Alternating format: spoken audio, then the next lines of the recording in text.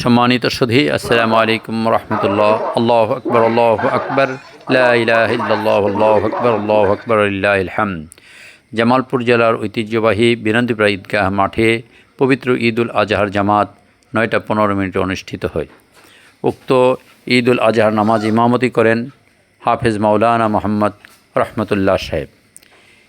নামাজ অনুষ্ঠান অনুষ্ঠিত হওয়ার পূর্বে কোরআন হাদিস সম্পর্কে কোরআন হাদিসের আলোচনার ভিত্তিতে কোরবানি তাৎপর্য, ফজিলত, হজের গুরুত্ব, হজের তাৎপর্য এবং ঈদুল আজহার গুরুত্ব নিয়ে আলোচনা করেন ইসলামী ব্যক্তিত্ব, ইসলামী চিন্তাবিদ প্রফেসর মোহাম্মদ আব্দুল হাকিম সাহেব ও প্রফেসর মোহাম্মদ আলী আকবর সাহেব।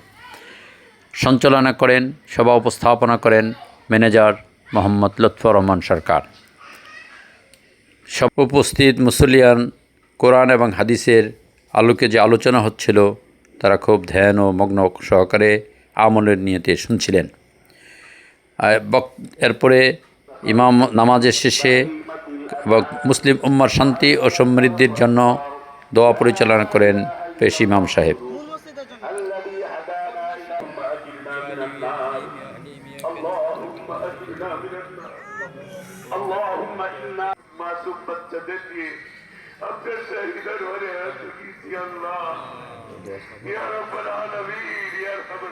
দোয়া শেষে মুসল্লিদের মধ্যে ঈদের কোলাকুলি সুন্নাত তরিকা আদায় করেন এবং বিভিন্ন দোকান এবং পসরা যা সাজিয়েছেন, ছোট ছোট বাচ্চারা, শিশুরা তাদের পছন্দ মতো বিভিন্ন খেলনা সামগ্রী এবং খাবারের বিভিন্ন জিনিসপত্র তারা ক্রয় করেন এবং শেষে এক রাস্তা দিয়ে ঈদগাহে তারা গিয়েছেন মুসল্লিরা, সম্মানিত মুসল্লিরা অন্য রাস্তা দিয়ে বাড়িতে তাকবীর পড়তে পড়তে ফিরছেন।